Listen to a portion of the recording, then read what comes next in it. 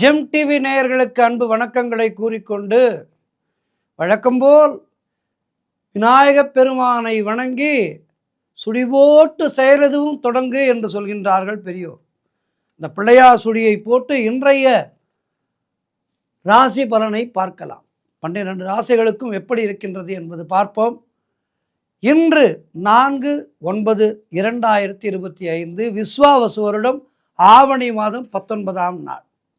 இன்றைய சூரிய உதயம் காலை 5:58 சூரிய அஸ்தமனம் மாலை 6:20 இன்றைய ஆதிக்க கிரகம் குரு பகவான். வழிபட வேண்டிய தெய்வம் தட்சிணாமூர்த்தியை வழிபட வேண்டும். மேலும் இன்றைய நாள் சுபமுகூர்த்த நாள். இன்றைய நாளிலே சம்சார சாகரத்திலே அடியெடுத்து வைக்கின்ற, மன வாழ்க்கையிலே அடியெடுத்து வைக்கின்ற தம்பதிகளுக்கெல்லாம் நெஞ்சார்ந்த ஆசீர்வாதங்களை ஜெம் டிவியின் சார்பாக தெரிவித்துக் கொண்டு, நல்ல நேரம் காலை 10:45 முதல் காலை 11:45 வரை, மாலை 6:30 முதல் 7:30 வரை. இன்றைய ராகு காலம் மதியம் 1:30 முதல் மதியம் 3 வரை. யமகண்டம் காலை 6 முதல் காலை 7:30 வரை. குளிகை நேரம் காலை 9 முதல் 10:30 வரை. இன்றைய சுபகோரை சூரியகோரை நேரம் காலை 8 முதல் 9 வரை. இந்த நேரத்திலே என்ன செய்யலாம்? அரசு சம்பந்தப்பட்ட காரியங்களை தொடங்கலாம். அதேபோல் அரசு ஆதாயம் பெறுவதற்கான பணிகள் ஏதேனும் இருந்தால் அதனை செய்யலாம். இடமாற்றத்திற்கான முயற்சிகளை செய்யலாம். பெரிய மனிதர்களை சந்திப்பதற்கான காரணங்களை உருவாக்கி கொண்டு அவர்களை சந்திக்கலாம். உயிர் எழுதுவதற்கு சரியான நேரம். கவனமாக இருக்க வேண்டிய கோரை சனி கோரை. நேரம் மதியம் 12 முதல் 1 வரை. இந்த நேரத்திலே அமைதி காக்கவும், மௌனத்தை கடைபிடியுங்கள். பயணங்களை இந்த நேரத்திலே தொடங்காதீர்கள். ஒன்று 12 மணிக்கு முன்னதாக தொடங்குங்கள், அல்லது 1 மணிக்கு பிறகு தொடங்குங்கள் பயணங்களை. இன்றைய நட்சத்திரம் இன்று இரவு 11:24 வரை உத்திராடம். அதன் பிறகு திருவோண நட்சத்திரம். இன்றைய திதி இன்று அதிகாலை 2:50 வரை. இன்று அதிகாலை 2:50 வரை வளர்பிறை ஏகாதசி. அதன் பிறகு துவாதசி திதி. இன்றைய சந்திராட்டமும் மிதுன ராசிக்கு சந்திராட்டமும். கவனமாக இருக்க வேண்டும். மிருகசீரிஷம் நட்சத்திரக்காரர்கள் இன்றைய நாளிலே கருநீல ஆடை அணிவதை தவிர்ப்பது நல்லது. நாளைய விசேஷம், நாளை பிரதோஷம். பிரதோஷ வேளை இது சிவன் அருள் பொழிகிறது. பிரதோஷ காலத்திலே சிவனை வழிபட்டால் சிவனுடைய அருளானது நமக்கு இரட்டிப்பாக கிடைக்கும். ஆகவே நாளைய தினம் பிரதோஷம் சிவ வழிபாடு செய்ய வேண்டும். மேலும் திருவிக்கிரமனாக அவதாரம் எடுத்த மகாவிஷ்ணு வாமன அவதாரம் எடுத்து உலகை அளந்த நாள் ஓணம் பண்டிகை. மகாபலி சக்கரவர்த்திக்காக பெருமாள் பூலோகம் வந்து திருவிக்கிரம அவதாரம் எடுத்து உலகையும் அளந்த நாள் நாளை. திருவோண பண்டிகை கொண்டாடுகின்ற அனைத்து மக்களுக்கும் நெஞ்சார்ந்த வாழ்த்துக்களை தெரிவித்துக் கொள்கின்றோம். தொடர்ந்து காண இருப்பது மேஷம் முதல் மீனம் வரை உள்ள 12 ராசிகளுக்கான பலன்களை. மேஷ ராசி அன்பர்களே, இன்று சந்திரன் உங்கள் ராசிக்கு 10ஆம் இடத்திலே இருக்கின்றார். உங்களுடைய ராசி அதிபதி செவ்வாய் ராசிக்கு 6ஆம் இடத்திலே இருக்கின்றார். ஆகவே இன்றைய நாளிலே உங்களுக்கு பெயரும் புகழும் தேடி வரும். பொருளாதாரத்திலே பெரும் வளர்ச்சி உண்டாகும். குழந்தை பாக்கியத்திற்காக காத்திருக்கின்ற தம்பதிகளுக்கு சந்தான பிராப்தி உண்டாகும். தாய் வழி சொந்தங்களின் உதவிகள் எல்லாம் கிடைக்கின்ற நல்ல நாள். கடன் தொல்லைகள் விலகும். மனக்குழப்பங்கள் தீரும். உங்களுடைய முயற்சிகள் கைகூடுகின்ற நல்ல நாள். தொழிலிலே நல்ல முன்னேற்றங்கள் உண்டாகும். திருமணம் போன்ற சுபகாரிய பேச்சுவார்த்தைகள் இனிதே முடியும். உத்தியோக வகையிலே நல்ல மாற்றங்கள் ஏற்படும். எதிர்பார்த்த பணம் கைக்கு வரும். பொருளாதாரம் திருப்திகரமாக இருக்கும். உடல் ஆரோக்கியம் நன்றாக இருக்கும். மொத்தத்தில் இன்றைய நாள் எல்லா வகையிலும் ஏற்றங்களை தருகின்ற நல்ல நாள். வாழ்த்துக்கள். ரிஷபராசி அன்பர்களே, இன்று சந்திரன் உங்கள் ராசிக்கு 9ஆம் இடத்திலே இருக்கின்றார். உங்களுடைய ராசி அதிபதி சுக்கிரன் ராசிக்கு 3ஆம் இடத்திலே இருக்கின்றார். ஆகவே இன்றைய நாளிலே உங்களுக்கு வீடு, வண்டி, வாகன மாற்றம் ஏற்படும். உடல் ஆரோக்கியம் சிறப்பாக இருக்கும். சொந்த தொழில் செய்பவர்களுக்கு அதிலே நல்ல லாபங்கள் ஏற்படுகின்றன. அலுவலகத்திலே புதிய வாய்ப்புகள் வெற்றியை தரும். நீங்கள் நினைத்தது அனைத்தும் நல்லபடியாக நடக்கக்கூடிய அற்புதமான நாள். கடன் பிரச்சனைகள் எல்லாம் தீரும். குழந்தை பாக்கியத்திற்காக காத்திருக்கின்ற தம்பதிகளுக்கு சந்தான பிராப்தி உண்டாகும். புதிதாக தொழில் தொடங்கும் முயற்சிகள் ஈடுபடுபவர்களுக்கு அதிலே வெற்றி கிடைக்கும். காரிய தடைகள் எல்லாம் விலகி உங்களுக்கு நன்மைகள் தேடி வருகின்ற நல்ல நாளாக இருக்கின்றது. நண்பர்கள் உறவினர்களால் நல்ல ஆதாயம் ஏற்படும். சிறப்பான நாள் இது. சிந்தை மகிழும் நாள் இது. இன்றைய நாளிலே குரு தட்சிணாமூர்த்தியை வணங்கி மேலும் நற்பலன்களை பெறுங்கள். வாழ்த்துக்கள். மிதுன ராசி அன்பர்களே, இன்று சந்திரன் உங்கள் ராசிக்கு 8ஆம் இடத்திலே இருக்கின்றார். உங்களுடைய ராசி அதிபதி புதன் ராசிக்கு 3ஆம் இடத்திலே இருக்கின்றார். இன்று நாள் முழுவதும் சந்திராட்டமும் மௌனத்தை கடைபிடியுங்கள். தேவையில்லாத பயத்தை தவிர்த்து கொள்ளுங்கள். குலதெய்வத்துக்கு பூஜை செய்யுங்கள். மனக்குழப்பமும் பதற்றமும் இருக்கக்கூடிய நாள். எனவே பேசுகின்ற வார்த்தைகளிலே நிதானம் தேவை. வண்டி வாகனங்களிலே செல்லும் போது நிதானம் தேவை. மனம் அமைதியாக இருக்க வேண்டும். அப்போது பிரச்சனைகள் தோன்றாது. அதற்கு என்ன வழி? ராமநாமத்தை சொல்லிக்கொண்டே இருங்கள். இன்றைய நாளிலே உங்களுக்கு பிடித்த குருமார்களுடைய நாமங்களை சொல்லிக்கொண்டே இருங்கள். வாழ்த்துக்கள். கடகராசி அன்பர்களே, இன்று சந்திரன் உங்கள் ராசிக்கு 7ஆம் இடத்திலே இருக்கின்றார். ஆகவே திருமணத்துக்காக காத்திருக்கின்ற வரன்களுக்கு திருமணம் நிச்சயமாகும். எதிலும் வெற்றி உண்டாகின்ற நல்ல நாளாக இருக்கின்றது. கணவன் மனைவிக்குள் இருந்து வந்த பிரச்சனைகள் எல்லாம் தீரும். மனம் சந்தோஷமாக இருக்கின்ற நல்ல நாள். கூட்டு தொழிலிலே நல்ல லாபங்கள் ஏற்படுகின்ற நாள். நினைத்த காரியங்கள் அனைத்தும் நல்லபடியாக நடக்கக்கூடிய நாள். புதிதாக வேலை தேடிக்கொண்டிருப்பவர்களுக்கு நல்ல வேலை கிடைக்கும். சுபகாரியங்கள் நடக்கக்கூடிய நல்ல நாளாக இருக்கின்றது. வீடு, வண்டி, வாகன யோகம் உண்டாகும். செய்கின்ற செயலிலே பெயரும் புகழும் கிடைக்கின்ற நல்ல நாள். அலுவலகத்தில் வேலை பார்ப்பவர்களுக்கு சம்பள உயர்வு, பதவி உயர்வு தேடி வரும். நண்பர்கள் மூலம் அனுகூலம் உண்டாகின்ற நாள். சிறப்பான நாள் இது. இன்றைய நாளிலே குரு தட்சிணாமூர்த்தியை வணங்குங்கள். வாழ்த்துக்கள். சிம்மராசி அன்பர்களே, இன்று சந்திரன் உங்கள் ராசிக்கு 6ஆம் இடத்திலே இருக்கின்றார். உங்களுடைய ராசி அதிபதி சூரியன் ராசியிலேயே இருக்கின்றார். ஆகவே இன்றைய நாளிலே உங்களுக்கு காரிய தடைகள் ஏற்பட்டு விலகும். அலுவலகத்திலே வீண் வாதங்களை எல்லாம் தவிர்த்து கொள்ளுங்கள். கூட்டு தொழில் செய்பவர்கள் ஒரு சில மன வருத்தங்களை இன்றைய நாளிலே காண்பீர்கள். எனவே கூட்டு தொழில் செய்பவர்கள் ஒருவரை ஒருவர் அனுசரித்து செல்வது நல்லது. உடல் ஆரோக்கியத்திலே எச்சரிக்கையாக இருக்க வேண்டிய நாள். குடும்பத்திலே கணவன் மனைவிக்குள் சண்டை சச்சரவுகள் ஏற்படும். ஆகவே கவனமாக இருக்க வேண்டும். நண்பர்கள் உறவினர்கள் மூலம் அனுகூலம் உண்டாகும். சுபகாரிய பேச்சுவார்த்தைகள் சற்று தள்ளி போகும். இன்றைய நாளிலே புதிய முதலீடுகளை, புதிய முயற்சிகளை தவிர்க்க வேண்டிய நாள். ஆக இன்றைய நாள் நீங்கள் கவனமாக இருக்க வேண்டிய நாள். குருமுகமாக எதனையும் செய்யுங்கள். ஒரு குருவை எப்போதும் துணைக்கு வைத்துக் கொள்ளுங்கள். அவர் மூலமாக உங்களுடைய நற்காரியங்களை செய்யுங்கள். வெற்றி பெறுவீர்கள். இன்றைய நாளிலே குரு வழிபாடு முக்கியம். வாழ்த்துக்கள். கன்னிராசி அன்பர்களே, இன்று சந்திரன் உங்கள் ராசிக்கு 5ஆம் இடத்திலே இருக்கின்றார். உங்களுடைய ராசி அதிபதி புதன் ராசிக்கு 12ஆம் இடத்திலே இருக்கின்றார். ஆகவே குழந்தைகளால் மகிழ்ச்சி உண்டாகும். தொழில் மற்றும் வியாபாரத்திலே நல்ல லாபங்கள் உண்டாகின்றன. நண்பர்கள் மூலம் அனுகூலம் உண்டாகும். சுபகாரியங்கள் கைகூடி வரும். புதிதாக வேலை தேடிக்கொண்டிருப்பவர்களுக்கு நல்ல வேலை கிடைக்கும். கடன் பிரச்சனைகள் எல்லாம் தீரும். பதவி உயர்வோடு வேலை மாற்றம் தேடி வரும். பழைய பாக்கிகள் வசூலாகும். உழைப்புக்கேற்ற ஊதியம் கிடைக்கின்ற நல்ல நாள். திருமண பேச்சுவார்த்தைகள் சுபமாக முடியும். திடீர் பணவரவு உண்டாகும். சுபவிரயங்கள் ஏற்படக்கூடிய நாள். கணவன் மனைவியிடையே நல்ல ஒற்றுமை ஏற்படும். ஆக இன்றைய நாள் உங்களுக்கு சிறப்பாக இருக்கின்றது. குரு தட்சிணாமூர்த்தியை வணங்குங்கள். வாழ்த்துக்கள். துலாம் ராசி அன்பர்களே, இன்று சந்திரன் உங்கள் ராசிக்கு 4ஆம் இடத்திலே இருக்கின்றார். உங்களுடைய ராசி அதிபதி சுக்கிரன் ராசிக்கு 10ஆம் இடத்திலே இருக்கின்றார். ஆகவே இன்றைய நாளிலே உங்களுக்கு சொந்த வீடு வாங்கும் யோகம் உண்டாகும். உத்தியோகத்தில் இருப்பவர்களுக்கு சம்பள உயர்வும், பதவி உயர்வும், இடமாற்றமும் கிடைக்கும். திருமண பேச்சுவார்த்தைகள் சுபமாக முடியும். உங்களுடைய முயற்சிகள் எல்லாம் பெரும் வெற்றி பெறும். பணவரவு அதிகரிக்கும். குழந்தை பாக்கியம் உண்டாகும். நண்பர்கள் உறவினர்களால் நல்ல ஆதாயம் உண்டு. தாய் வழி உறவுகளின் மூலம் நல்ல ஆதாயம் உண்டு. தொழிலிலே நல்ல வளர்ச்சி உண்டாகும். கணவன் மனைவியிடையே நல்ல ஒற்றுமை ஏற்படும். குலதெய்வ வழிபாடு அனுகூலத்தை தரும். முன்னோர்களுடைய ஆசீர்வாதம் பரிபூர்ணமாக கிடைக்கின்ற அற்புதமான நாள்.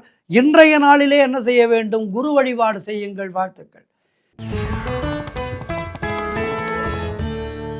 விருச்சிக ராசி அன்பர்களே, இன்று சந்திரன் உங்கள் ராசிக்கு 3ஆம் இடத்திலே இருக்கின்றார். உங்களுடைய ராசி அதிபதி செவ்வாய் ராசிக்கு 11ஆம் இடத்திலே இருக்கின்றார். ஆகவே இளைய சகோதரர்கள் மூலம் நல்ல ஆதாயங்கள் கிடைக்கும். குழந்தைகளுக்காக சுப செலவு செய்யக்கூடிய நாள். எடுக்கின்ற முயற்சிகளிலே பெரும் வெற்றி கிடைக்கும். அலுவலகத்திலே வேலை மாற்றம் ஒரு சிலருக்கு ஏற்படும். பொருள் வரவும் தனலாபமும் அதிகரிக்கின்ற நாள். திடீர் அதிர்ஷ்டங்கள் சிலருக்கு தேடி வரும். கூட்டு தொழிலிலே நல்ல லாபங்கள் வரக்கூடிய நல்ல நாள். வேலை தேடி கொண்டிருப்பவர்களுக்கு நல்ல வேலை கிடைக்கும். தொழில் மற்றும் வியாபாரத்திலே நல்ல வளர்ச்சி உண்டாகும். திருமணம் போன்ற சுபகாரிய பேச்சுவார்த்தைகள் இனிதே முடிகின்ற நல்ல நாள். நண்பர்கள் மூலம் எதிர்பார்த்த உதவிகள் கிடைக்கும். ஆரோக்கியத்திலே நல்ல முன்னேற்றம் உண்டாகும். சிறப்பான நாள் இது. குரு வழிபாடு செய்யுங்கள். வாழ்த்துக்கள். தனுசு ராசி அன்பர்களே, இன்று சந்திரன் உங்கள் ராசிக்கு 2ஆம் இடத்திலே இருக்கின்றார். உங்களுடைய ராசி அதிபதி குரு ராசிக்கு 7ஆம் இடத்திலே இருக்கின்றார். ஆகவே இன்றைய நாளிலே நீங்கள் எதிர்பார்த்த விஷயங்கள் எல்லாம் நல்லபடியாக நடக்கும். தொழில் மற்றும் வியாபாரத்திலே சிறப்பான முன்னேற்றம் ஏற்படும். திருமணம் போன்ற சுபகாரிய பேச்சுவார்த்தைகள் இனிதே முடியும். உறவினர்களோடு இருந்து வந்த மன வருத்தங்கள் எல்லாம் தீரும். பிள்ளைகளால் பெருமை ஏற்படும். வாழ்க்கை துணையால் மகிழ்ச்சி உண்டாகும். கடன் பிரச்சனைகள் எல்லாம் தீரும். பொருளாதாரம் திருப்திகரமாக இருக்கும். மனம் சந்தோஷமாக இருக்கின்ற நல்ல நாள். பழைய பாக்கிகள் வசூலாகும். எதிர்பார்த்த இடமாற்றம் கிடைக்கும். திருமணம் போன்ற சுபகாரிய பேச்சுவார்த்தைகள் கைகூடி வரும். சிறப்பான நாள் இது. இன்றைய நாளிலே குரு வழிபாடு செய்யுங்கள். வாழ்த்துக்கள். மகர ராசி அன்பர்களே, இன்று சந்திரன் உங்கள் ராசியிலேயே இருக்கின்றார். உங்களுடைய ராசி அதிபதி சனி ராசிக்கு 2ஆம் இடத்திலே இருக்கின்றார். ஆகவே அலுவலகத்திலே பதவி உயர்வு, சம்பள உயர்வு போன்றவை கிடைக்கும். உடல் ஆரோக்கியம் திருப்திகரமாக இருக்கும். மனம் சந்தோஷமாக இருக்கும். உங்களுடைய முயற்சிகள் பெரும் வெற்றியை பெறும். தொட்டதெல்லாம் பொன்னாக கூடிய அற்புதமான நாள். பண வரவு அதிகரிக்கும். பொருளாதாரத்திலே சிறப்பான முன்னேற்றம் ஏற்படும். நண்பர்கள் மூலமும் உறவினர்கள் மூலமும் நல்ல அனுகூலங்கள் உண்டாகின்ற நாள். இன்றைய நாள் நீங்கள் நினைத்ததெல்லாம் நல்லபடியாக நடக்கக்கூடிய நாளாக இருக்கின்றது. காரிய தடைகளெல்லாம் விலகி எடுக்கின்ற முயற்சிகளிலே வெற்றிகள் தேடி வருகின்ற நாளாக இருக்கின்றது. ஆகவே சிறப்பான நாள் இன்றைய நாள். இன்றைய நாளிலே மேலும் வெற்றிகளை பெறுவதற்கு என்ன செய்ய வேண்டும்? குரு வழிபாடு செய்ய வேண்டும். வாழ்த்துக்கள். கும்பராசி அன்பர்களே, இன்று சந்திரன் உங்கள் ராசிக்கு 12ஆம் இடத்திலே இருக்கின்றார். உங்களுடைய ராசி அதிபதி சனி ராசியிலேயே இருக்கின்றார். ஆகவே குலதெய்வ வழிபாடு வெற்றியை தரும். வீண் வாக்குவாதங்களை தவிர்க்க வேண்டிய நாள். வேலை மாற்றம் ஒரு சிலருக்கு உண்டாகும். தேவையில்லாமல் மற்றவர்களுடைய விஷயங்களிலே தலையிடாதீர்கள். காரிய அனுகூலங்கள் உண்டாகும். மேலதிகாரிகளால் நெருக்கடிகள் உண்டாகும். வீண் விரயங்கள் உண்டாகின்ற நாள். எனவே எல்லா விதத்திலும் இன்றைய நாளிலே நீங்கள் கவனமாக இருக்க வேண்டும். பொருளாதாரம் நெருக்கடியாக இருக்கின்றது. ஆகவே கைப்பொருட்களை பத்திரமாக பார்த்து கொள்ளுங்கள். இன்றைய நாளிலே நீங்கள் குரு வழிபாடு செய்ய வேண்டும். வாழ்த்துக்கள்.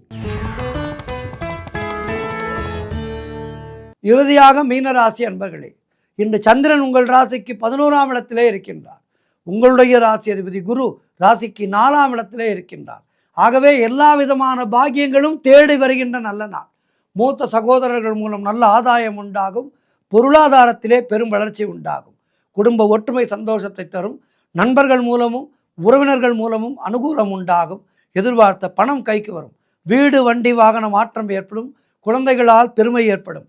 காரிய தடைகள் எல்லாம் விலகி எடுக்கின்ற முயற்சிகளிலே வெற்றிகள் தேடி வருகின்ற நாள். உடல் ஆரோக்கியத்திலே சிறப்பான முன்னேற்றம் ஏற்படும். பொருளாதாரத்திலே சிறப்பான முன்னேற்றம். இப்படி எல்லா வகையிலும் முன்னேற்றங்கள் உண்டாகின்ற அற்புதமான நாளாக இருக்கின்றது. ஏற்றமான நாளாக இருக்கின்றது. இன்றைய நாளிலே குரு வழிபாடு செய்து மேலும் நற்பலன்களை பெறுங்கள். வாழ்த்துக்கள். 12 ராசியினருக்கும் இன்றைய நாள் சிறப்பாக இருக்க பிரார்த்திக்கின்றேன். நன்றி, வணக்கம். இன்றைய ஆன்மீக தகவல். இன்றைக்கு ஒரு அற்புதமான கோவிலை பற்றி பார்க்க இருக்கின்றோம்.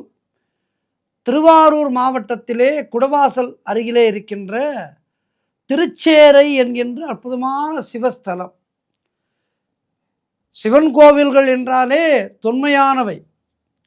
அதிலே நாம் பார்க்க இருக்கின்ற இந்த அற்புதமான சிவஸ்தலமானது சோழ நாட்டினுடைய தென்காவிரி தலங்களிலே 95வது திருத்தலமாக இருக்கின்றது. தென்காவிரி தலங்கள் என்றாலே அது ஒரு தனி சிறப்பு பெற்றது.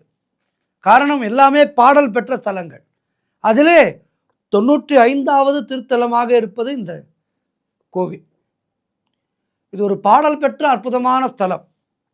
கும்பகோணத்திலே இருந்து தென்கிழக்கே நாச்சியார் கோவில் வழியாக குடவாசல் செய்கின்ற வழியிலே இந்த ஆலயமானது இருக்கின்றது. இந்த திருச்சேரை திருத்தலத்திலே என்ன விசேஷம் என்றால், மார்க்கண்டேய மகரிஷி தனது ஆத்மார்த்த மூர்த்தியாக ஒரு லிங்க திருமேனியை பிரதிஷ்டை செய்து வழிபட்டு வந்தார். இதனால் தன்னுடைய பூர்வ ஜென்ம கடன்களிலே இருந்து விடுபட்டு மோட்ச பேரினை அடைந்து விட்டார். கோவிலிலே உள்பிரகாரத்திலே விநாயகப் பெருமானுக்கு அருகே மார்க்கண்டேயரால் பிரதிஷ்டை செய்யப்பட்ட இந்த லிங்கமூர்த்தமே ருண விமோசன லிங்கேஸ்வரராக, அதாவது கடன் நிவர்த்தி ஈசனாக வணங்கப்படுகின்றார். இந்த கலிகாலத்திலே கடன் என்றால் நமக்கு பொருளாதார ரீதியாக நாம் வாங்குகின்ற 5000, 10,000, லட்சம், 10 லட்சம் கடன் தான் நமக்கு ஞாபகம் வரும். ஆனால் உண்மையான கடன் என்பது நம்முடைய பூர்வ ஜென்ம கடன். பூர்வ ஜென்மத்திலே நாம் செய்திருக்கின்ற கர்மாக்களை எல்லாம் நீக்குகின்ற அற்புதமான ஸ்தலம் இந்த தலம். அதே வேளையிலே கலிகாலத்திலே நமக்கு இருக்கின்ற லோகாதய ரீதியாக இருக்கின்ற கடன்களையும் நிவர்த்தி செய்கின்ற தலம். இந்த கோவிலுக்கு போனால் எப்படிப்பட்ட பெரிய கடனும் அடைந்து விடும். மார்க்கண்டேய மகரிஷிக்கு அவருடைய தாய் தந்தையருக்கு வெகு நாட்களாக குழந்தை பாக்கியம் இல்லை. சிவனுடைய அருளால் பிறந்தவர் மார்க்கண்டேயர். ஆனால் மார்க்கண்டேயருக்கு வயது 16 வயது தான் என்று அவருக்கு விதி சொன்னது. அந்த விதியை தன்னுடைய பக்தியினாலே மாற்றி என்றும் 16 என்கின்ற வரத்தை பெற்றவர் மார்க்கண்டேயர்.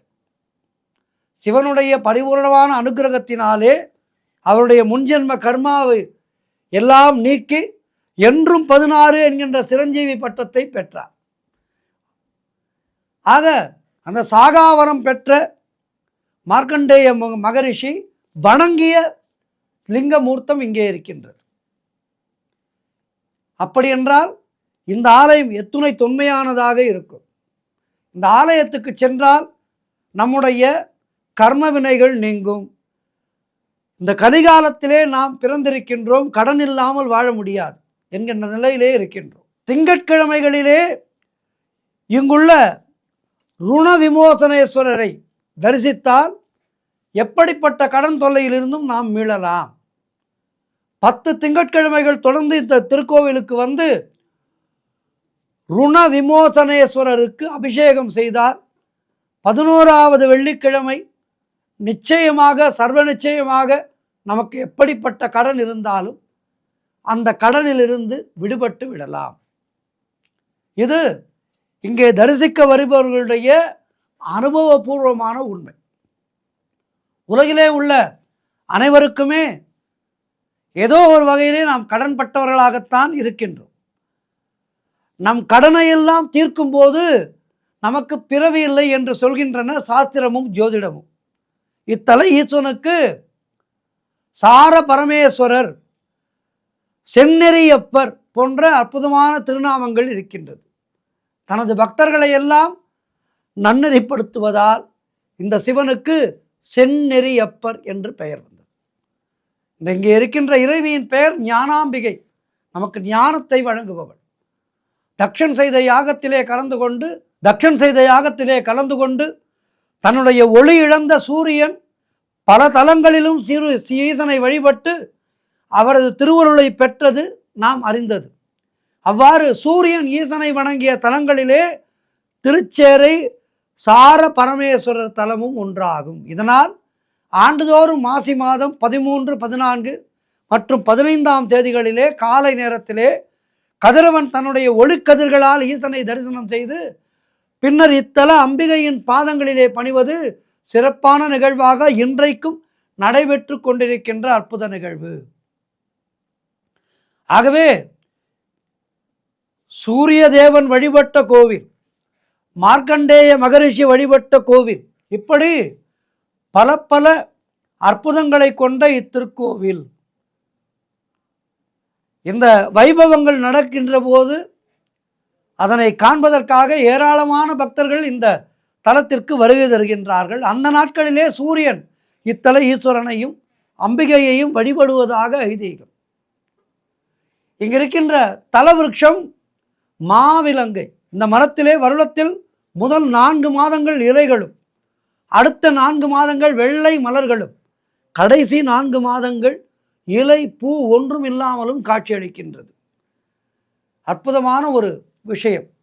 சிவதுர்கை, விஷ்ணு துர்கை, வைஷ்ணவி துர்கை என 3 விதமான துர்கை அம்மன்கள் இங்கே காட்சியளிப்பது மிகவும் சிறப்பு. இங்கே இருக்கின்ற பைரவருடைய இடது கையிலே பச்சை குத்தப்பட்டு கையிலே சூலமும் மணியும் ஏந்தி பச்சை குத்திய பைரவராக இங்கு காட்சியளிக்கின்றார். இந்த தலத்திலே மேலும் மேலும் பல சிறப்புகள் இருக்கின்றது. தேய்பிறை அஷ்டமி நாட்களிலே இந்த பைரவருக்கு விசேஷ வழிபாடுகள் நடைபெறுகின்றது. எந்த ஒரு சிவாலயத்திலும் இல்லாத ஒரு தனிச்சிறப்பு இங்குள்ள பைரவருக்கு இருக்கின்றது. அது என்னவென்றால், திருநாவுக்கரசரால் தனியாக தேவார பாடல் பெற்ற பைரவர் இந்த பைரவர். பொதுவாக 4 பாடியது சிவபெருமானைத்தான். ஆனால் இங்கிருக்கின்ற தலத்திலே இருக்கின்ற பைரவரை திருநாவுக்கரச பெருமான் தனியாக பைரவரை பாடியிருக்கின்றார்.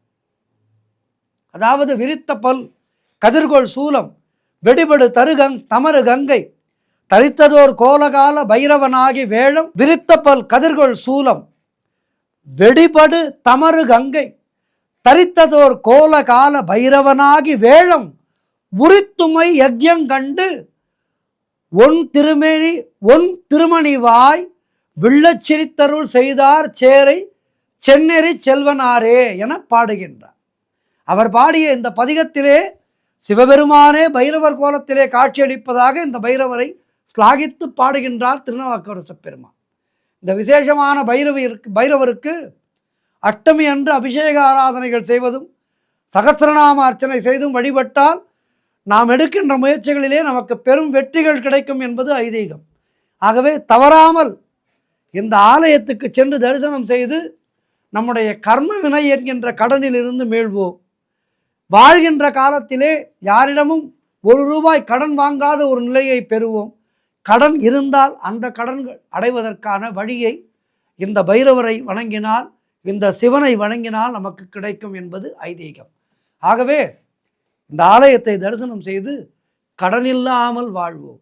ஓம் நம சிவாய.